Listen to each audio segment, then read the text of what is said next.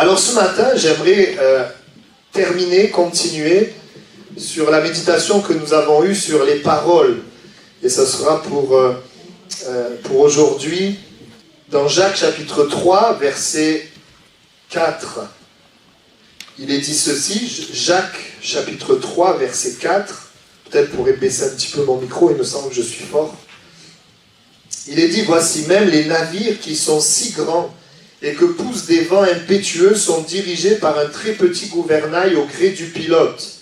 De même, la langue est un petit membre et elle se vante de grandes choses. Et j'aurais pu continuer, où il est parlé, voici comme un petit feu, elle peut embraser une grande forêt. Voilà, la langue, la bouche, nos paroles. Et j'aimerais prendre l'image de ce gouvernail, nos paroles. Vous savez que les paroles que vous prononcez, eh bien, elles vous amènent dans une direction. Si je prononce que des paroles méchantes, ben, je vais prendre la direction de la solitude. Tu vas te retrouver tout seul. Les paroles que nous prononçons nous dirigent en réalité. Et les paroles que nous prononçons sont en fait le reflet de ce que nous pensons. Le reflet de ce qu'il y a dans notre cœur. Et nous savons que de bonnes paroles va nous conduire vers la vie de Dieu, de mauvaises paroles vont nous conduire vers la mort. Et par nos paroles, et je le répète, c'est des choses que nous avons vues la dernière fois, nous pouvons nous diriger vers le bonheur ou vers le malheur, vers la solitude ou vers un bon entourage, vers l'échec ou le succès, vers la bénédiction ou la malédiction. Et par nos paroles, non seulement nous nous dirigeons, mais par nos paroles, nous influençons aussi les gens. Parce que quand tu dis à quelqu'un, tu es nul et tu n'y arriveras jamais, tu l'aides à prendre la direction de l'échec. Quand tu dis à quelqu'un, tu as de la valeur, tu es précieux aux yeux de Dieu et tu réussiras, tu l'aides à prendre la direction de la réussite. Nos paroles sont importantes. Dans la Bible, nous le voyons, il y a un texte, alors dans le côté négatif, le Proverbe 1, 10, 11, dit, mon fils, si des pécheurs veulent te séduire, ne te laisse pas gagner. S'ils disent, c'est la bouche, s'ils disent, viens avec nous, dressons des embûches, versons du sang, tendons des pièges à celui qui se repose en vain sur son innocence, tu auras ta part avec nous. Oui, amen pour le texte, mais pas amen pour ça. Proverbe 1, verset 18, il est dit, écoutez bien, c'est contre leur propre sang qu'ils dressent des embûches et à leur âme qu'ils tendent des pièges. Et des fois, c'est vrai, il y a toutes sortes de paroles. Et le diable est malin parce qu'il ne veut pas juste nous conduire vers la mort. Il veut d'abord nous faire croire que c'est la vie pour nous conduire vers la mort. Ça s'appelle la séduction. Le diable fonctionne comme ça. Il ne va pas te dire, voilà, là c'est la mort, vas-y. On n'est pas bête, on ne veut pas échouer, on ne veut pas mourir. Mais la séduction.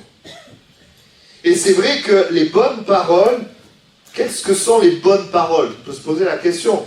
Les bonnes paroles, c'est des paroles vraies, des paroles dont le fruit, c'est la vie. Et j'aimerais te dire, c'est pas un scoop, mais les paroles bonnes, c'est les paroles qui viennent de Dieu. Amen. Parce que Dieu est parfait, parce que Dieu est créateur, parce que Dieu est bon, ce sont les paroles qui viennent de Dieu. C'est un défi d'avoir de bonnes paroles. Mais j'aimerais vous dire, et c'est ce qu'on a vu la dernière fois, même si je vais peut-être moins le développer ce matin, c'est quand même important. En fait, en acceptant les paroles de Dieu, tu pourras parler les paroles de Dieu. En fait, si on veut avoir les bonnes paroles, il faut déjà accepter ce que Dieu dit sur nous. J'ai besoin d'accepter ce que Dieu dit pour pouvoir aller dans cette direction. Si Dieu dit tu es capable, ça va m'aider à pouvoir dire je suis capable et les autres sont capables. Parce que c'est forcément, on est influencé par ce qu'on croit. Si je crois les mensonges, alors ce sont les mensonges qui seront sur ma bouche. Si je crois la vérité, alors c'est la vérité qui sera sur ma bouche. Et j'aimerais dire, c'est un défi d'avoir de bonnes paroles dans le monde dans lequel on vit. C'est un défi d'avoir de bonnes paroles avec tout ce qui nous entoure. Pourquoi? Parce qu'autour de nous, il y a des circonstances, des paroles qui sont injustes, décourageantes, méchantes, racistes, hypocrites, négligentes, insensées, indifférentes, humanistes, sans le besoin de Dieu. C'est la réalité. Pourquoi? Pourquoi? La Bible le dit. Parce que l'homme est pécheur. À cause du péché de l'homme, l'éloignement de l'homme, l'homme s'est éloigné de Dieu. En s'éloignant de Dieu, évidemment, eh bien, il est influencé par ce qui est mauvais. D'ailleurs, Paul le dira, je fais le mal que je ne veux pas. Je ne veux pas. Et je ne fais pas le bien que je voudrais. Nous sommes des créatures de Dieu, nous aspirons à faire le bien, à ne pas faire le mal. C'est une aspiration parce qu'on a été créé par Dieu. Mais la vérité, c'est que le péché en nous nous amène à faire des choses qu'on ne voudrait pas faire. Nous amène dans des directions qu'on ne voudrait pas prendre, nous amène à dire des paroles qu'on ne voudrait pas dire. Et parfois, avec une parole, tu peux détruire quelqu'un. C'est une réalité. Et c'est pas facile. Vous avez sûrement connu, moi j'ai connu des personnes qui ont été détruites par des paroles. Si on te dit tout le temps, tu ne peux pas.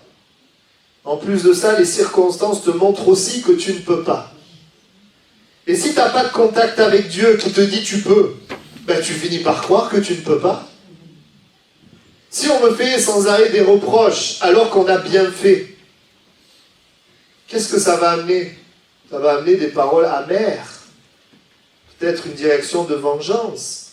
Peut-être une direction de découragement. Je me rappelle cette sœur au minime, elle est arrivée dans un travail où tout le monde, même les chefs lui disaient « fais le minimum ». Alors, il y en a, ils seraient contents, hein, mais elle, non, elle était là pour travailler, gagner son salaire, elle ne voulait pas ne rien faire. Vous voyez? Et au bout d'un moment, elle a quitté ce travail. Alors bien sûr, on cherche le confort, hein, toujours, mais il y a parfois des choses qui sont là et qui ne correspondent pas à ce que Dieu veut et au bonheur que Dieu a pour nous. Et j'aimerais dire que dans les paroles, il y a 3 points importants. Premièrement, dans les paroles, il y a un enjeu. Parce que les paroles donnent une direction à nos vies. Peut-être que tu as l'impression que, quel que soit ce que tu dis, ça n'a aucune conséquence. J'aimerais te dire qu'il y a un enjeu. Et que selon ce que tu vas dire, alors je ne parle pas d'un mot, mais de ce qui va finalement sortir de ta bouche, il va être le reflet de ce qu'il y a dans ton cœur, eh bien il y a un enjeu qui donne une direction. Il y a vraiment des paroles qui peuvent amener le découragement, qui peuvent amener à nous réfugier dans des addictions, il y a toutes sortes de paroles qui peuvent être finalement, nous amener des blessures, nous amener dans la vengeance, etc. Ça amène une direction. Il y a un enjeu. Deuxièmement, il y a un combat. Parce que nous baignons dans un monde avec toutes sortes de mauvaises pensées, de mauvaises paroles, à cause du diable qui est le prince de ce monde et à cause du péché qui est dans le cœur de l'homme. C'est pour ça qu'il est important pour toi de rencontrer Jésus. Parce que Jésus a donné sa vie pour changer ton cœur, pour que tu découvres les paroles de Dieu sur ta vie, pour que tes paroles changent et que tu vives ce que Dieu a prévu pour toi, la vie et la vie en abondance. Il y a un enjeu, il y a un combat, et troisièmement, et c'est la bonne nouvelle, il y a une source. Il y a une source, Dieu qui a les paroles de la vérité, les paroles de la vie. Et c'est vrai, Dieu a envoyé Jésus pour que l'humanité connaisse ce que Dieu a à dire. Et quand les gens entendaient Jésus, ils disaient, mais personne, nul homme a parlé comme cet homme. L'Écriture dit que Jésus avait des paroles de vie. Des paroles de vie, les paroles que Jésus disait, c'était esprit et vie. Et ces paroles, elles te sont adressées. Parce que Jésus a donné sa vie sur la croix pour chaque être humain. La volonté de Dieu, c'est que tous les hommes connaissent Dieu, soient réconciliés avec Dieu, aient l'assurance de la vie éternelle. Qu'aucun ne meure, mais aussi la volonté de Dieu, c'est que tu réussisses ta vie sur la terre. C'est sa volonté. Et il y a un enjeu, il y a un combat, il y a une source. Et ce matin, j'aimerais aller un petit peu plus loin par rapport à ce que nous avons vu la dernière fois. Je voudrais rappeler le verset de Luc 6, 45. C'est de l'abondance du cœur que la bouche parle.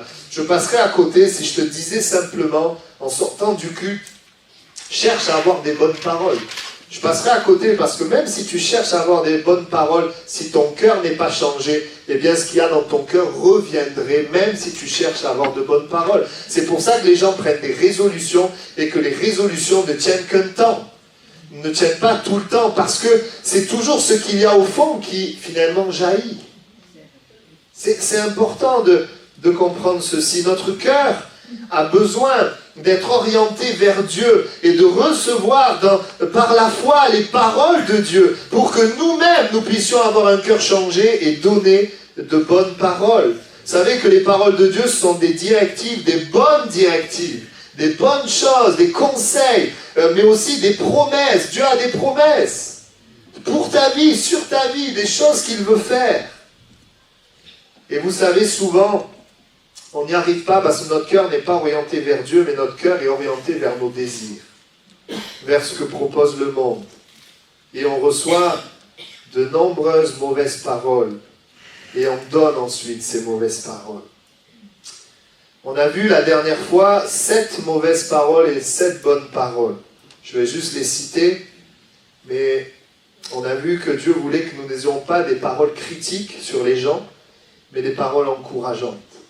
On a vu aussi que Dieu ne voulait pas que nous ayons des paroles de plainte, mais des paroles de reconnaissance.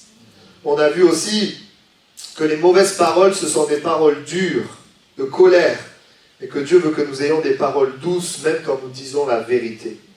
On a vu aussi que les mauvaises paroles sont les paroles défaitistes, décourageantes. Dieu veut que nous ayons des paroles de foi, d'espoir et de possibilité. On a vu aussi que les mauvaises paroles, c'est des paroles de moquerie, moqueuses, qui se moquent, qui tournent en dérision les autres. Mais que les paroles de Dieu sont des paroles qui honorent et qui élèvent notre prochain. On a vu aussi que les mauvaises paroles sont des paroles flatteuses et hypocrites. Mais que les bonnes paroles sont des paroles de vérité. Et enfin, on a parlé des paroles infidèles qui étaient mauvaises, et on a parlé des paroles qui respectent la confidence, quand il n'y a pas, bien sûr, quelque chose de grave. Nous avons vu cela. Et pourquoi tout cela?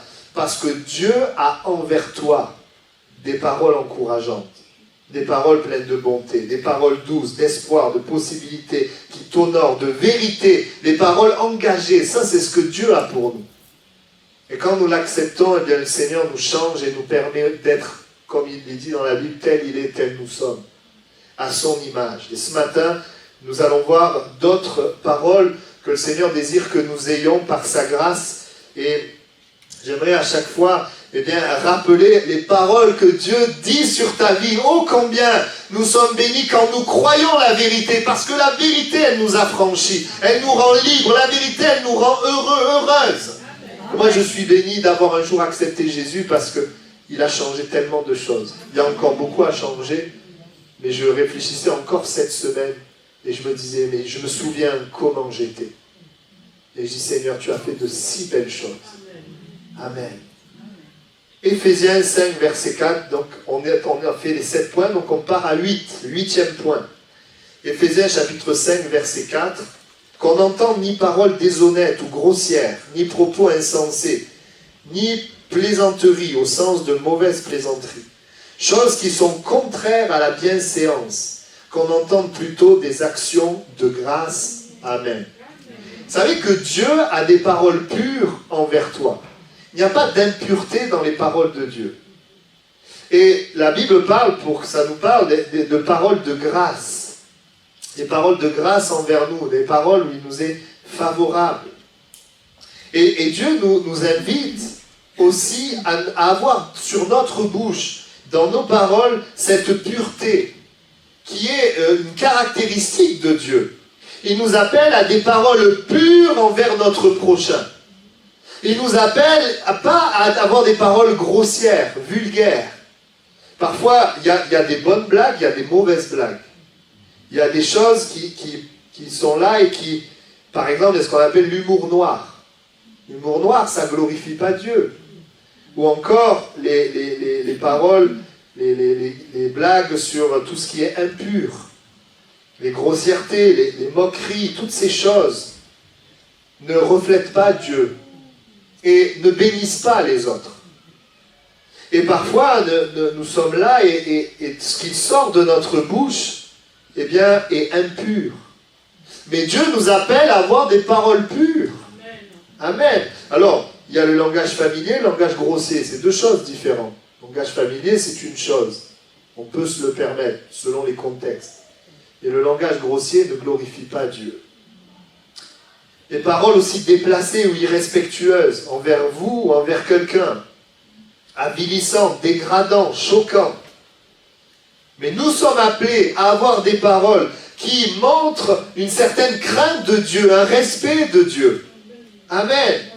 Qui respectent la sainteté de Dieu et la dignité humaine. Amen.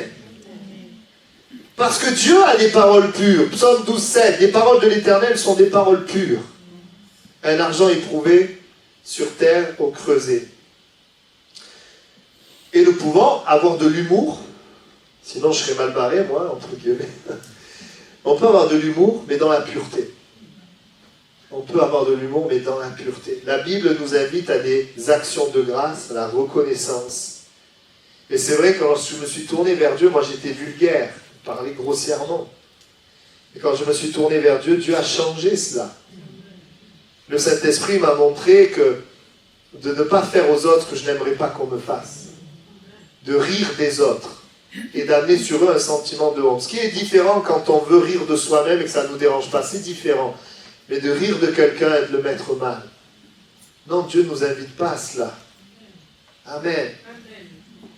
Et j'aimerais dire, oui, que Dieu a des paroles et Dieu a une volonté qui est pure pour nous. Amen. 9e point, des paroles hautaines ou prétentieuses qui s'élèvent à des paroles qui reconnaissent notre besoin. Dieu, vous savez, s'il y en a un qui pourrait s'élever, c'est Dieu, parce que Dieu est Dieu. Il pourrait nous écraser de sa gloire, de sa puissance, de qui il est, mais quand nous regardons Dieu, il montre son amour et sa considération envers nous qui ne sommes pas grand-chose. En donnant son Fils, et en donnant son Fils Jésus, il considère les hommes et il montre qu'il nous aime. Mais en même temps, la Bible montre l'amour de Dieu. Mais Dieu nous dit la vérité. La Bible nous montre la fragilité de l'homme. Dans le psaume 8,4, il dit « Qu'est-ce que l'homme pour que tu te souviennes de lui? Et le Fils de l'homme pour que tu prennes garde à lui? Tu l'as fait de peu inférieur à Dieu et tu l'as couronné de gloire et de magnificence. Tu lui as donné la domination sur les œuvres de tes mains. Tu as tout mis sous ses pieds. » Là, nous voyons un verset qui montre comment Dieu va élever l'homme. Et un autre verset montre la fragilité de l'homme. 1 Pierre 1, 24. Toute chair est comme l'herbe, et toute sa gloire comme la fleur de l'herbe. L'herbe sèche et la fleur tombe. Et la parole nous montre, et Dieu montre que, oui, nous ne sommes pas grand-chose. Et ce Dieu puissant et ce Dieu grand, eh bien, il fait attention à nous. Il fait attention à nous. Et de la même manière, nous devons comprendre et réaliser que lorsque nous acceptons les paroles de Dieu, ça ne nous amène pas, nous, à nous élever. Mais ça nous amène, on le verra dans un point suivant, à élever les autres. Et ça nous amène à réaliser que nous avons besoin de Dieu. Quel que soit notre statut social, quel que soit notre compte en banque, quels que soient les gens que nous connaissons, nous ne sommes pas plus les uns que les autres. Nous avons tous du sang rouge et nous avons besoin les uns les autres de Dieu. Et c'est important de réaliser cela. Dans la Bible, il y a 2 hommes qui montent au temple pour prier. L'un est pharisien, l'autre est publicain. Le pharisien debout prie et se dit en lui-même: « Ô Dieu, je te rends grâce de ce que je ne suis pas comme le reste des hommes, qui sont ravisseurs, injustes, adultères. Oh, moi je ne suis pas comme les inconvertis qui ne comprennent rien. Ou même comme ce publicain-là. Moi, je jeûne 2 fois la semaine, je donne la dîme de tous mes revenus, etc. » Et le publicain, lui, se tenait à distance, n'osait même pas lever les yeux au ciel, et se frappait la poitrine en disant: « Ô Dieu, sois apaisé envers moi qui suis un pécheur. » Et Dieu dit: « Je vous le dis, celui qui descendit dans sa maison, c'est celui-là qui fut justifié plutôt que l'autre, car quiconque s'élève sera abaissé, et celui qui s'abaisse sera élevé. » Vous savez ce que la Bible dit? La Bible dit que quand tu as des paroles qui t'élèvent, eh bien tu prends la direction d'être abaissé. C'est ça que la Bible dit. Mais quand tu choisis dans tes paroles, sans hypocrisie, on en a parlé, de réaliser, et croyez-moi que la vie, la souffrance et Dieu se chargent de nous le montrer, de réaliser que finalement j'ai besoin de Dieu, tu prends la direction de l'élévation. C'est ce que la Bible nous montre. Amen. Amen. Paul dira, s'il y en a un qui pouvait se glorifier, c'était lui. Avec les révélations qu'il a eues, avec ce qu'il a fait, les églises qu'il a fondées, le fruit qu'il a porté, les miracles qu'il a vus. Mais il dira, pour ce qui me concerne, loin de moi la pensée de me glorifier d'autre chose que de la croix de notre Seigneur Jésus-Christ, par qui le monde est crucifié pour moi, comme je le suis pour le monde. Il savait que tout ce qu'il vivait, c'était à cause de la croix de Jésus. La grâce de Dieu. Amen. Amen. Et ça, c'est important. Des fois, on est là, on se compare aux autres. Ah, mais moi, j'ai fait ça. Mais lui, il a fait ça. Mais moi, j'ai... etc., etc. Alors, des fois, on est un peu subtil. Les enfants, ils ne sont pas subtils, ils le disent. Les adultes, ils sont subtils. Ils ne le disent pas, ils le pensent. Mais c'est pareil, hein. C'est la même chose. L'orgueil, la prétention. Et même si c'est vrai que certains ont plus que d'autres, ben la Bible nous montre que tout ce que nous avons, c'est une grâce de Dieu. Il donne à certains des capacités, et puis à d'autres, d'autres capacités. Même si, je le dis quand même, c'est vrai, Dieu donne des capacités aux d'autres, mais Dieu, il y a aussi quand même l'effort de l'homme. Il y en a qui font plus d'efforts que d'autres. Ça, c'est aussi, on n'a pas non plus que en fonction de ce que Dieu a décidé, mais aussi des choix que nous faisons. Je fais quand même une nuance. Mais de réaliser que finalement, ce que nous savons faire, si tu chantes bien et juste, tu es content, mais en fait, c'est une grâce de Dieu. Il y en a, ils disent, pourquoi moi je chante faux? Je ne sais pas. Hein. Mais regarde à ce que le Seigneur t'a donné. Hein. Bon, je vais clore cet exemple. Cela va nous pousser à la reconnaissance pour ce que le Seigneur nous a donné, mais aussi à la sagesse pour travailler afin d'y arriver. Parce qu'il y a des choses que nous avons en travaillant. Il n'y a pas que le talent dans la vie. Dieu est sage et il a fait en sorte que nous ayons certaines capacités. Mais il est sage parce qu'il a fait en sorte qu'il nous manque des capacités pour avoir besoin de lui et besoin des autres. Ça, c'est la sagesse de Dieu. Et moi, j'ai besoin de vous. Hein. Et on a besoin les uns des autres. Et Dieu va donner des talents naturels de manière différente. Et il va donner aussi des talents spirituels ou des dons spirituels de manière différente. Et ce verset est très clair par rapport à ce que je suis en train de dire. 1 Corinthiens 4:7. Paul dit ceci, mais qui est-ce qui te distingue? Qu'as-tu que tu n'aies reçu? Et si tu l'as reçu, pourquoi te glorifies-tu comme si tu ne l'avais pas reçu? Paul dit, en fait, ce que nous avons, c'est une grâce. Et nous ne devons jamais oublier que tout ce que nous avons de Dieu vient de la grâce. La grâce, c'est la faveur de Dieu, mais que je ne mérite pas. Le monde fonctionne, tu reçois selon ce que tu mérites. Mais avec Dieu, heureusement qu'on ne reçoit pas ce qu'on mérite, sinon on recevrait la mort. Mais avec Dieu, on reçoit les grâces de Dieu à cause de Jésus qui est mort pour nous et qui l'a mérité pour nous. Amen. Et je crois que nous devons, dans nos paroles doivent refléter cette révélation que ce que j'ai, c'est la grâce de Dieu. Ce que j'ai, moi des fois je me dis, mais comment ça se fait que je comprends la parole? Vous savez, je ne comprenais pas la parole. Moi en français, j'étais nul. Je n'arrivais pas à avoir la moyenne, je ne comprenais pas. Mais quand je lis la Bible, je comprends. Je sais que c'est la grâce de Dieu. Parce que des fois, je lis, je ne comprends rien. Je sais que Dieu doit m'éclairer. Amen. Amen. Le Seigneur est bon. Amen. Et dans le royaume de Dieu, ce qui est grand, c'est le fait de reconnaître notre besoin de Dieu. La Bible dit, si mon peuple sur qui a invoqué mon nom s'humilie, prie et cherche ma face, et s'il se détourne de ses mauvaises voies, je l'exaucerai des cieux, je lui pardonnerai son péché, je guérirai son pays. Tout commence par le fait de s'humilier. Et l'humilité, c'est le fait de reconnaître notre besoin. Et ça va nous diriger. Ce verset est en train de dire que si je m'humilie, je me dirige vers la réponse de Dieu. Vous savez que Dieu, dans sa sagesse, il est étonnant, parce que la Bible, je dis souvent ceci, il y a assez d'ombre pour que les orgueilleux ne voient rien, et assez de lumière pour que les humbles voient. C'est quelque chose de spécial. Quelqu'un vient et dit, ben moi je vais bien voir si Dieu existe. Et puis il lit avec son orgueil, il verra rien. Mais un enfant de 8 ans qui dit, Dieu parle-moi, il ouvre la Bible, lui il verra. Ça c'est la sagesse de Dieu.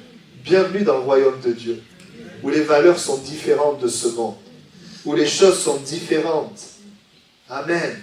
C'est pour ça que quand notre cœur est bien disposé, nous pouvons expérimenter Dieu. J'aimerais te le dire ce matin.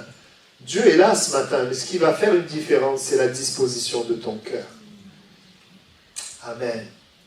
La Bible nous dit que les paroles orgueilleuses nous dirigent vers la chute, et la Bible donne cet avertissement que celui qui croit être debout prenne garde de tomber. Alors, être humble ne veut pas dire non plus d'avoir une fausse modestie, parce que des fois les gens disent « Ah non, moi vous savez, je ne suis pas fort hein. », mais ils pensent qu'ils sont quand même. Hein. Des fois, il y a ce qu'on appelle la fausse modestie. Moi, j'aimais bien à l'école, ça faisait toujours sourire ça. On sortait tous d'un contrôle et tout le monde disait « Ah ouais, j'ai échoué, ah non, c'est trop dur, ah non. » Et en fait, il y en a, ils disaient ça, mais au fond, ils disaient « Ah, je pense que j'ai bien réussi, mais je le dis pas trop, hein, parce que si je le dis que je rate, là, c'est la honte. » Moi, j'ai connu ça. Non, il faut être vrai quand même. Que le Seigneur nous aide, et j'aimerais dire, oui, Dieu donne des paroles, il nous dit la vérité, il nous dit que nous sommes fragiles, et en fait, cette fragilité, elle vient du péché, cette nature pécheresse, qui crée tant de problèmes, et c'est pour ça, mais Dieu nous dit aussi qu'il a donné Jésus, pour que nous puissions être sauvés, pardonnés, et que nous puissions bien ne plus nous retrouver dans cette situation de faiblesse, mais de pouvoir avoir la force de Dieu dans nos faiblesses. Amen. 10e point, même si ça ressemble à un point que nous avons vu la dernière fois, je voudrais un petit peu le préciser. Ça va dans la suite du 9e point, des paroles qui abaissent les autres à des paroles qui élèvent les autres. Ça, c'est important. Vous savez, quand Dieu parle sur nous, il a des paroles qui nous relèvent. La Bible dit, il relève ma tête. Des paroles qui m'élèvent. Pas qui m'élèvent pour que je vive sans Dieu, que je n'ai pas besoin de Dieu, mais qui m'élèvent dans le sens qui me rend ce que le péché m'a volé, ce que le diable m'a volé. Des paroles qui nous élèvent. Dieu dira, tu as du prix à mes yeux, tu as de la valeur et je t'aime. Vous savez, Jésus a été abaissé en mourant sur la croix afin de nous élever, afin de nous relever. L'orgueil nous amène à nous élever et à abaisser les autres. Mais Dieu nous amène nous-mêmes à nous abaisser, sans hypocrisie, pour élever les autres. La Bible dit, Philippiens 2:3, ne faites rien par esprit de parti ou par vaine gloire, mais que l'humilité vous fasse regarder les autres comme étant au-dessus de vous-même. C'est intéressant, dans le grec, au-dessus, dessus, c'est hyper écho, c'est-à-dire plus avoir. Hyper, ça veut dire plus, écho, ça veut dire avoir. Donc, ça veut dire voir que les autres ont plus que toi. Voir que les autres ont plus que toi. Pour ça, tu as besoin de ne pas voir que ce que toi tu as. Tu as besoin de voir ce que les autres ont aussi. Et souvent, vous savez, le péché nous amène toujours à voir chez les autres ce qui ne va pas. Mais Dieu nous amène à voir chez les autres ce qui va. Amen. Alléluia. Ce qui est positif. Souvent, l'homme, il focalise sur ce qui ne va pas. Tu peux avoir plein de choses qui vont, mais s'il y a un truc qui ne va pas, c'est de ça qu'on va parler. Vous ne trouvez pas que, moi je sais pas, quand j'étais dans le monde du travail, ce qui revenait le plus, c'était les critiques et les choses impures. Moi, à mon époque, peut-être ça a changé, mais on critique la politique, on critique le patron, on critique les chefs, on critique en gros tous ceux qui ne sont pas là. Voilà. Mais Dieu va nous amener au contraire. Alors, c'est vrai qu'il y a de quoi critiquer des fois, dans le sens où il y a des choses qui ne vont pas, c'est vrai. Et on a vu la dernière fois qu'il y a une mauvaise critique et une bonne critique. La mauvaise critique, c'est de critiquer les gens. La bonne critique, c'est les actions pour évoluer et aller de l'avant. Mais c'est une réalité, on vit dans ce monde-là. Et c'est pas toujours simple, pas toujours facile. Et c'est pas toujours habituel d'entendre quelqu'un dire « Merci pour ce que vous avez fait ». C'est beau ce que vous faites, c'est beau ce que vous pouvez faire. De pouvoir élever les autres. Pose-toi la question, est-ce que cette semaine, tu as, avec bien sûr, sans flatterie, hypocrisie, mais est-ce que tu as béni quelqu'un, tu as élevé quelqu'un? C'est beau de voir comment Jésus élève les autres. Vous savez, quand Jésus a appelé ses disciples, Pierre, il avait plein de problèmes. Il était impulsif. Jésus, il savait qu'il allait le renier, voyez. Et Jésus, il aurait pu lui dire, bon, je te prends, hein, suis-moi, mais ça, il faut que ça change. Tu as ce problème de caractère. Tu sais que tu vas me renier, alors te la raconte pas trop. Il aurait pu dire toutes sortes de choses. Vous savez ce que Jésus lui dit? Il dit, suis-moi, tu seras pêcheur d'hommes. Il lui donne une parole comme une promesse.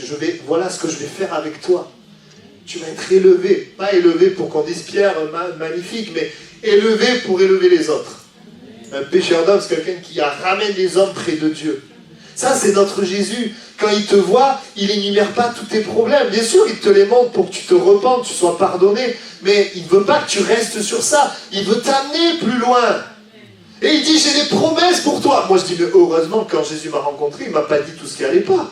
C'est en fait, avec le temps, j'ai découvert qu'il y avait beaucoup de choses qui n'allaient pas. Il me les révèle au fur et à mesure. mais pas pour m'écraser, mais pour me transformer, me changer, afin que ma vie soit heureuse et mais aussi glorifie Dieu. Vous comprenez? Jésus est comme ça. Il ne nous rabaisse pas, mais il nous élève. Mais bon, dans les moments où Pierre était prétentieux, il a dit, même si tous t'abandonnent, moi je ne t'abandonnerai pas. Bon, là, Jésus lui a dit, tu sais, tu me renieras. Parce que souvent, quand on s'élève, il nous dit la vérité quand même. Ça, Dieu, il connaît tous tes défauts, mais il ne veut pas les dire juste pour que tu t'écrases, ce n'est pas le but. Par contre, il peut te les dire pour que tu changes. Amen. Et c'est vrai, je pensais à ça, en faisant le message, je pensais à l'église toulousaise. Et je disais, je vois dans l'église, dans la vie des croyants, plusieurs bonnes choses qui viennent de Dieu. Et je vais citer, derrière chaque point que je vais citer, je pourrais dire des noms d'entre vous. Mais je ne le ferai pas parce que je vais en oublier et ça ne serait pas cool. Il y en a, ils ont un vrai amour pour les frères et sœurs. Je le vois. Il y en a d'autres, ils sont vraiment consacrés à Dieu. Ils sont prêts à venir même si ce n'est pas dans leur planning. Il y en a, ils sont à l'écoute des gens. Ils lisent, ils vont au-delà de ce que les gens disent, ils voient ce qui se passe. Il y en a d'autres ici, ils ont des capacités d'organisation. Meilleurs que moi, largement. Il y en a d'autres, ils sont bons pour les travaux. Hein, Tadéou, amen. Il n'y a pas que lui, mais... Bon, lui, je le cite parce que c'est lui qui fait les travaux ici. Mais il n'y a pas que lui. Merci Seigneur, en tout cas, pour le frère. Il y en a, ils reflètent la joie. Il y en a, vous les voyez, ils sont toujours dans la joie. Il y a une joie. Il y en a d'autres, il y en a, j'ai pu remarquer, ils ont un vrai désir de changer. Ils ont un désir de changer, ils sont humbles. Là, je pense à quelqu'un, vous voyez. Il y en a, ils sont disposés à rendre service. On avait un frère au Mini, dès qu'il y avait un déménagement, il était là. Alors c'est vrai, il n'était pas marié, il n'avait pas d'enfant, il y a des choses qui aident aussi. Hein, parce que des fois, on peut aussi, parce que, voilà, on a du temps. Mais il n'était pas obligé de le faire. Il était toujours là. Il y a sa sœur ici. Il y en a d'autres, ils connaissent la parole de Dieu. C'est une richesse. Ils connaissent les choses, ils ont étudié, médité. Puis il y en a ici, ils ont une facilité à partager l'évangile aux gens qui ne connaissent pas Dieu. Puis il y en a d'autres, ils savent aussi dire la vérité avec douceur. Vous voyez, et le Seigneur permet, alors on a tous besoin de progresser, mais il y a de belles choses, bien-aimés. Amen. Amen. Et je veux bénir Dieu pour ça. Dans le monde, souvent, on abaisse l'autre pour s'élever. Dans le royaume de Dieu, on s'abaisse nous pour élever l'autre. C'est ce que Jésus a fait. Il s'est approché, il a lavé les pieds de ses disciples. Il aurait pu dire, bon, je suis le maître, chacun d'entre vous, vous allez me laver les pieds. Mais ce n'est pas le royaume de Dieu. Mais Jésus s'abaisse parce que celui qui est grand, il est serviteur. Amen. Alors la Bible dit, ça c'est intéressant pour nous, Romains 15, 2, que chacun de nous cherche à plaire à son prochain pour son bien en vue de le faire grandir dans la foi. Le Seigneur nous invite à avoir une relation avec les autres où on cherche le bien des autres, mais où on cherche aussi ce qui édifie, ce qui amène plus près de Jésus. Amen. 11e point, rassurez-vous, il n'y en a pas 30. 11e point, des paroles irréfléchies à des paroles réfléchies. Vous savez que quand Dieu nous parle, les paroles de Dieu sont sages, éclairées, réfléchies, pas au hasard, ni déstabilisées par quoi que ce soit. Quand Dieu parle, ce n'est pas des paroles en l'air, ce n'est pas des paroles légères, des paroles vaines, ce n'est pas des paroles irréfléchies, mais c'est des paroles vraies, c'est des paroles qui ont du poids. Et j'aimerais te dire, ce que tu lis dans la Bible et ce que Dieu dit de toi, ce n'est pas un homme qui le dit, c'est Dieu. Et ce qu'il dit, si tu le crois, eh bien tu le vivras. Amen. C'est bon de savoir quand quelqu'un parle que tu sais qu'il est fiable. Tu sais que ça a été prouvé, tu sais que s'il dit ça, c'est vrai. C'est important ça. Dieu nous amène à avoir des paroles sages, mais aussi réfléchies. Dans quel sens? Parfois nous parlons à la légère. Et nos paroles peuvent blesser et faire du mal parce qu'on ne réfléchit pas. La Bible dit, Proverbe 12, 18, « Tel qui parle légèrement blesse comme un glaive, mais la langue des sages apporte la guérison. » Et j'aimerais m'arrêter un instant sur ça. Parfois on parle et on ne fait pas attention à ce qu'on dit ou à quelle personne j'ai en face de moi. Des fois tu dis quelque chose, mais tu ne considères pas ce que la personne vit. Je vais vous donner un exemple. Une femme qui dit à une autre femme, Par exemple, une femme qui dit, voilà, Dieu m'a donné un enfant car j'ai eu vraiment la foi, à quelqu'un qui a aussi la foi mais qui n'arrive pas à avoir d'enfant. Ça veut dire que moi, tu vois, j'ai eu un enfant parce que j'avais la foi, et l'autre, la pauvre, elle a la foi, elle n'a pas d'enfant. Et tu dis ça. Voilà un exemple de parole irréfléchie. Parce que la femme, elle peut avoir la foi, elle peut encore avoir l'enfant. Et cela nous parle de considérer et d'écouter les autres. De considérer ce qu'ils vivent, de considérer leur réalité. Alors bien sûr qu'il y a des fois, tu ne le sais pas. Des choses, tu ne sais pas. Donc, mais on reste, il doit y avoir de l'humilité. Il y a des choses, on peut bien sûr partager ce que le Seigneur nous donne par sa grâce, mais c'est sa grâce. Et je crois que c'est important de considérer l'autre, bien sûr, et d'être sensible à ce que vit l'autre. Amen. Amen. Vous savez, souvent, quand on veut témoigner de Jésus autour de nous, on fait beaucoup de dégâts à cause de ça. On parle de Jésus aux gens sans considérer s'ils veulent nous écouter, si ça les intéresse, s'ils ont une ouverture ou pas. Et toi, tu parles de Jésus, lui, parce qu'il est poli et gentil, va t'écouter. Tu vas détailler, tu vas parler, comme il t'écoute, tu continues de parler. Et pendant que tu parles, il commence à penser quand est-ce qu'il va s'arrêter. Et plus tu continues de parler, et ensuite il va commencer à penser comment la prochaine fois je peux faire pour l'éviter. Mais oui. Combien de gens dans la famille parlent alors que le cœur n'est pas disposé? Alors qu'en fait, c'est pas le moment. On parle parce qu'on veut se rassurer nous-mêmes. On veut apaiser nos peurs. Mais bien aimés, considérons ce que nous avons en face de nous. Alors je suis d'accord que le Saint-Esprit peut nous pousser à parler pour quelqu'un. C'est vrai. Il faut le faire. Mais le Saint-Esprit peut nous pousser aussi à aimer plutôt que de parler. À nous taire parfois. Parce qu'à la fin, finalement, le fruit, c'est que la personne, elle voudra t'éviter. Parfois, et moi ça m'est arrivé, on donne trop d'éléments. On donne trop d'éléments et la personne, elle ne peut pas comprendre tout ça. Nous devons aller étape par étape, surtout être sensible au Saint-Esprit. Et il y a cette clé, et le Seigneur nous invite à avoir des paroles réfléchies. Des paroles réfléchies, qui s'adaptent aux personnes que nous avons en face de nous. Alors, on n'est pas parfait, on fait des erreurs, c'est sûr, moi j'en ai fait, j'en ferai encore. Mais le Seigneur nous enseigne à écouter.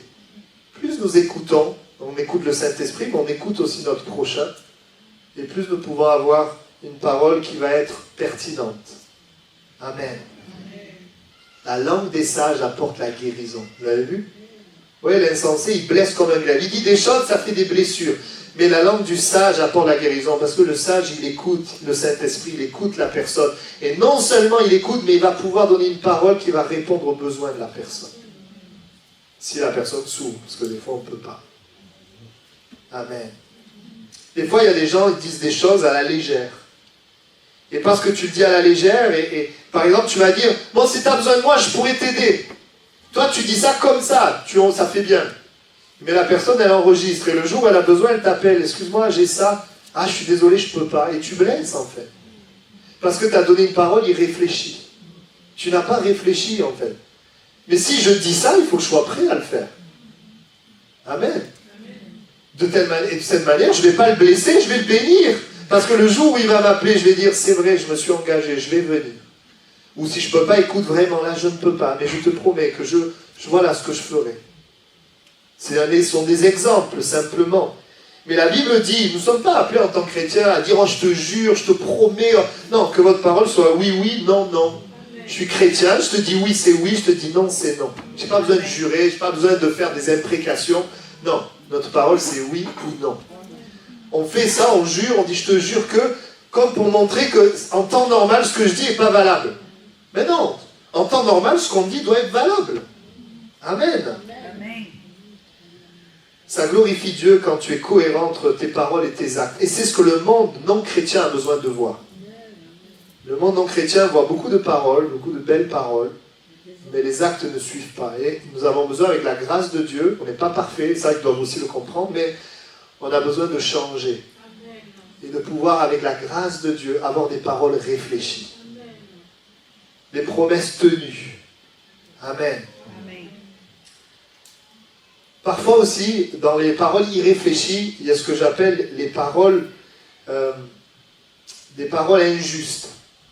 Les paroles injustes sont des paroles que nous donnons sans considérer certains paramètres. Exemple, vous avez un conflit entre deux personnes. Vous écoutez la version d'une personne et vous parlez, sans écouter la deuxième version. Et le deuxième qui t'entend va trouver ça injuste. Parce que je peux vous dire, alors ça je peux vous le dire en tant que pasteur, que quand vous avez des problèmes avec deux personnes, mais vous avez des versions, on dirait que c'est un autre monde. On dirait que c'est pas la même histoire. Mais il y a un décalage qui parfois, moi, me sidère. Alors pas toujours, des fois, parce que des fois il y a du mensonge, des fois il y a de l'exagération, des fois il y a toutes sortes de choses. Et quand on écoute les deux, c'est même pas pour prendre parti.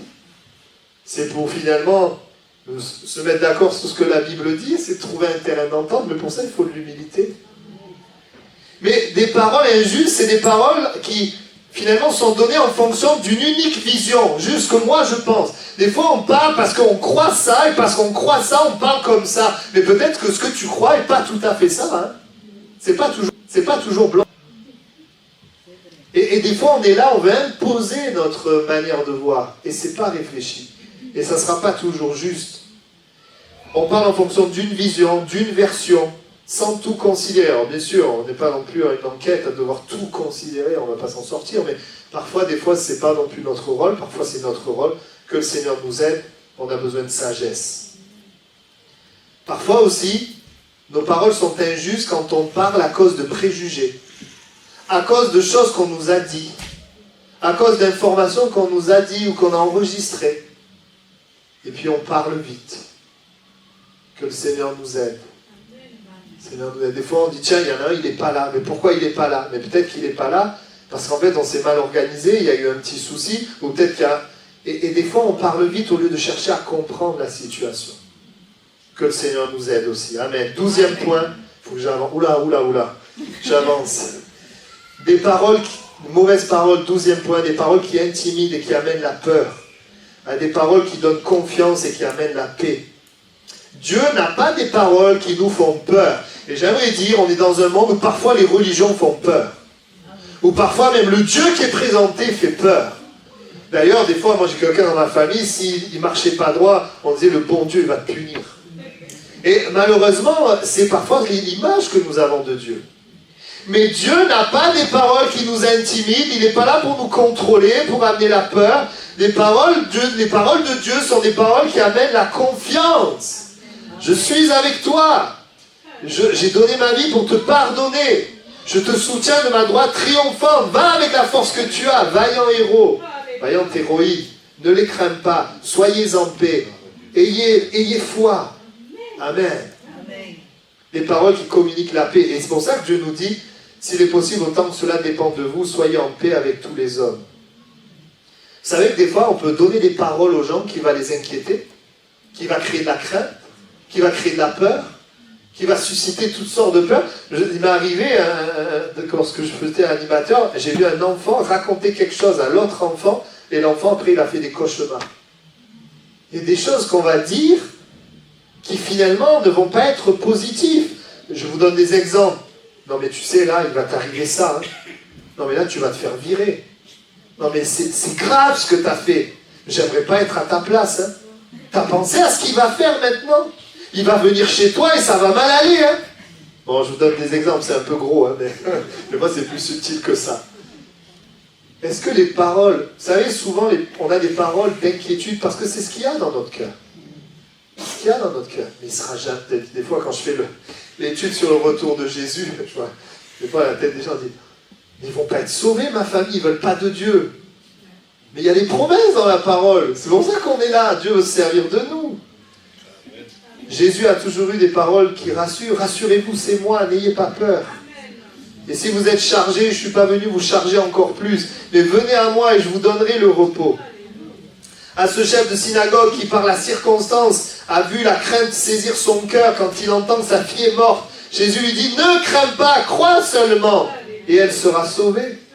Jésus a des paroles qui rendent les choses possibles. Il calme la tempête, il guérit, il pourvoit, il ramène les disciples égarés. C'est notre Jésus. Une parole de crainte. Il dit qu'il s'occupe de nous. J'avance, parce que je vois le temps qui passe. Les paroles aussi, toujours dans le même domaine, même registre, des paroles de menace. Quand nous menaçons les gens, cela est destructeur et fait peur. Si tu fais pas ça, voilà ce que je te ferai. Si demain tu viens pas, je vais venir chez toi et tu vas voir. Des menaces. Les paroles de Dieu ne menacent pas. Il veut notre bien. Par contre, les paroles de Dieu nous avertissent des conséquences de nos choix. Ils nous avertissent du bon et du mauvais chemin. Un autre point, toujours dans ce même registre, les paroles où on cherche à contrôler les gens. Les paroles intrusives, où on va trop loin. On prend un accès que l'autre ne nous donne pas. Et nous pourrions parler, évidemment, du harcèlement. Vous savez, quand quelqu'un ouvre son cœur, il donne un accès et nous devons respecter cet accès. Le harcèlement, c'est qu'on force un accès, on parle sans que la personne le veuille, c'est irrespectueux et grave. Il y a des harcèlements qui se font pour faire du mal, ou il y a des harcèlements qui se font pour obtenir quelque chose que la personne ne veut pas donner. Et le harcèlement, c'est lié à l'oppression. Et cela vient de l'adversaire. Dans nos paroles, nous ne devons pas contrôler. Les choses ne seront jamais comme on veut, et les gens ne feront jamais comme on veut. Et c'est un truc qu'on doit comprendre dans le couple, c'est qu'on ne change pas l'autre. Mais si on aime Jésus, on peut changer soi-même. Par amour pour l'autre. Que le Seigneur soit béni. Respectez la personne. Beaucoup de problèmes sont là parce qu'on cherche à contrôler l'autre. Et ça crée des frustrations. Et finalement, ça dégrade la relation. On a été créé pour s'aimer, se respecter, s'accepter dans nos différences. Amen. 13e point. Des paroles de regret et de culpabilité à des paroles de pardon et d'espoir. J'aimerais te dire une chose, Dieu nous dit la vérité, il nous dit qu'on est pécheur, que le salaire du péché c'est la mort, mais il nous dit aussi que Jésus est mort pour nous pardonner afin qu'on ne reste pas dans le passé. Pour que la culpabilité soit réglée, que nous ne restions pas coupables. Oui, Dieu dit tu es coupable parce que c'est la vérité, mais Dieu dit aussi Jésus a pris ta condamnation, il a été crucifié à ta place, il a pris la culpabilité pour qu'aujourd'hui tu ne sois plus coupable. Tu puisses marcher en liberté, en nouveauté de vie. Il est dit, Michée 7,18, quel est le Dieu semblable à toi et qui pardonne l'iniquité, qui oublie les péchés. Tu les jettes au fond de la mer. Amen. Amen. Dieu, à notre égard, n'a pas des paroles de culpabilité. Oui, il nous dit la vérité. On a besoin de se repentir du péché, mais il ne nous enferme pas dans notre passé. Il ne nous amène pas à vivre dans nos regrets. Amen. Si quelqu'un est en Christ, il est une nouvelle création. Dieu n'est pas sans arrêt à regarder dans ton passé pour te reprocher tes erreurs, mais il veut que tu puisses, et de la même manière, il veut que tu puisses faire la même chose envers les autres. Amen. Que les regrets, vivre dans le passé, ne produira rien de bon, c'est destructeur. Les regrets doivent servir à construire un avenir différent, à réfléchir pour faire différemment. Dans les mauvaises choses du passé, il y a les bonnes choses pour l'avenir. Les regrets doivent servir à apprendre, mais on a besoin de les remettre à Dieu pour que les regrets ne deviennent pas une prison pour nous. C'est important. Peut-être quelqu'un est dans une prison, et vous savez, des fois, il y a des décisions qu'on prend, on les regrette, on a du mal à s'en sortir. Et ça amène la dépression. Ça amène toutes sortes de choses. Dieu a donné Jésus pour qu'on puisse les dépasser et pour dire j'ai un plan merveilleux, même si tu as raté des choses. J'ai un plan pour toi. Amen. Avec le diable, si tu tombes, c'est pour rester au sol. Mais avec Dieu, si tu tombes, c'est pour rebondir. Gloire à Dieu. Des paroles de sagesse. Dieu a des paroles de sagesse qui construisent un avenir. Et j'aimerais t'inviter ce matin, pour toi-même, pas avoir des paroles de regret, de culpabilité, mais aussi pour les autres. Les gens n'ont pas forcément besoin qu'on les condamne en plus. Jésus n'est pas venu condamner, il est venu sauver. Par contre, on a besoin de la vérité. On a besoin de la vérité. Je termine, je passe. J'avais toute une partie sur la culpabilité, mais je vais passer. Pour terminer, des paroles de loi à des paroles de grâce. La loi sans la relation avec Dieu n'est pas suffisante. Mais la relation avec Dieu amène une loi de liberté qui donne la vie. Si tu crois qu'être chrétien, c'est faire des choses et ne pas faire des choses, si tu crois qu'être chrétien, c'est des lois, laisse-moi te dire que ça, c'est la religion, mais c'est pas être chrétien. Et parfois, nos paroles sont des lois. Tu dois faire ça, tu dois pas faire ça. Tu dois pas. J'aimerais te dire que la vie chrétienne, c'est pas ça. C'est pas des lois. Dieu n'a pas juste eu des paroles de loi à ton égard. Il n'a pas juste dit, tu fais ça, tu fais pas ça. Parce que s'il avait juste dit les lois, ben la Bible nous montre que nous ne pouvons pas obéir à la loi et que le salaire du péché, c'est la mort. Mais Dieu a envoyé Jésus pour que nous ne soyons plus sous une loi, mais sous la grâce, que nous vivions dans sa présence qui donne la force de vivre selon la loi de Dieu qui est bonne pour nous. Amen. Et ça c'est important, gloire à Dieu, parce que nous ne suivons pas une loi, mais nous vivons avec Dieu. Et Dieu nous aide à vivre selon une loi qui est bonne pour nous et pour les autres. Je ne sais pas si vous comprenez. J'espère que vous comprenez. Ben oui, si tu dis à... Et vous savez, aujourd'hui, je disais ça il n'y a pas longtemps. Si tu dis à quelqu'un, fais ci, fais ça, il va te dire, mais t'es qui toi pour me dire ce que je dois faire? Les gens ont besoin de sens. Mais Dieu donne du sens. Et si tu choisis ça, tu as ça. Tu choisis la vie, tu as la vie. Tu choisis ça, tu as la mort. Il donne du sens. Il nous responsabilise. Amen. Je termine simplement. Il y a des bonnes paroles. Et c'est vrai, Dieu a de bonnes paroles pour nous. Et parfois, on ne se rend pas toujours compte. On est là et parfois, même en tant que chrétien, on peut vivre selon une sorte de loi. Mais j'aimerais te dire, nous sommes appelés à vivre une vraie relation avec le Seigneur. C'est cette relation qui va donner la vie. Alors c'est vrai que, vous savez, quand on regarde la loi au premier abord, ben, forcément le péché de l'homme n'accepte pas la loi. Comme je disais, quand on a Jésus, on va respecter une certaine loi. Mais Dieu nous donne cette loi parce qu'elle est bonne pour nous. Comme j'ai dit, elle n'est pas suffisante. On a besoin de cette relation avec Dieu. Mais quelqu'un, par exemple, tu lui dis ne vole pas. Pas voler. C'est la loi de Dieu, ça. Il dit, mais si je vole, je serai plus riche. J'aurais besoin de moins travailler. Ouais, tu risques aussi d'aller en prison. Mais Dieu donne du sens. Ne vole pas. Pourquoi? Parce que ce que l'autre a, il a eu en travaillant. Tu n'as pas le droit de lui prendre ce qu'il a. Et il y a du sens derrière la loi, qui est quelque chose de bon. Imaginez si on vit dans un monde où il n'y a pas de loi. Oh là là. Oh là là. Tu peux avoir rien qu'avoir des armes. Ça serait dur, hein? Quand Dieu dit ne mens pas. Mais si je mens, ça évite que ma mère soit triste en voyant ce que je fais. Oui, mais Dieu donne du sens. Si tu mens, tu perds la confiance sur laquelle tout se bâtit. Et tu ne peux rien bâtir finalement. Que ce soit dans le couple, soit dans le travail, quel que soit le domaine. Si tu mens, tu bousilles tout, tu ne peux pas construire quelque chose. Tout se construit sur la confiance. C'est important. Cette semaine, il y avait mon fils, je termine avec ça.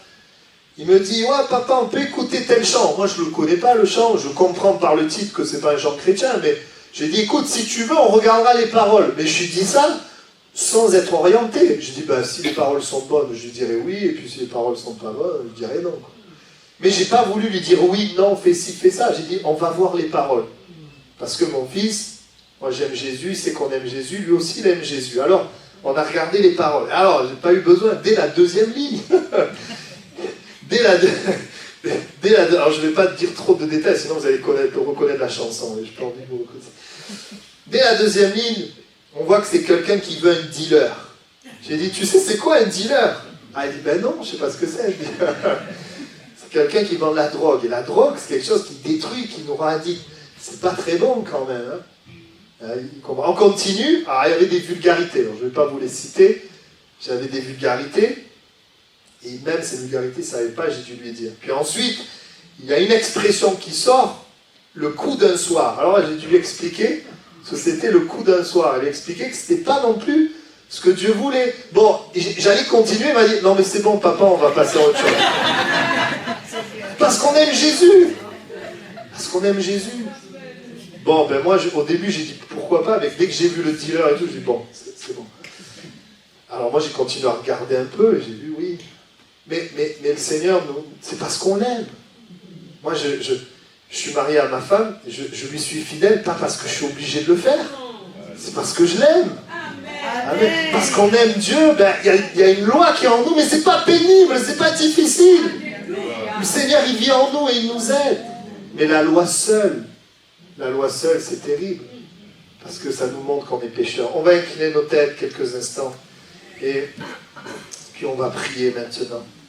Dieu a envers toi des paroles de pure, de grâce, des paroles vraies qui montrent ton besoin, des paroles qui t'élèvent, des paroles sages, réfléchies, des paroles de paix qui amènent la confiance, des paroles de pardon, d'espoir, des paroles de grâce. Il a des paroles comme ça. Est-ce que tu veux les accepter? C'est dans la Bible. C'est son esprit qui nous les donne. Et quand on les accepte, eh bien, il nous permet nous-mêmes d'avoir ces paroles envers notre prochain et de pouvoir être utile pour notre prochain, de pouvoir glorifier Dieu, servir Dieu. Est-ce qu'on veut des paroles qui plaisent à Dieu?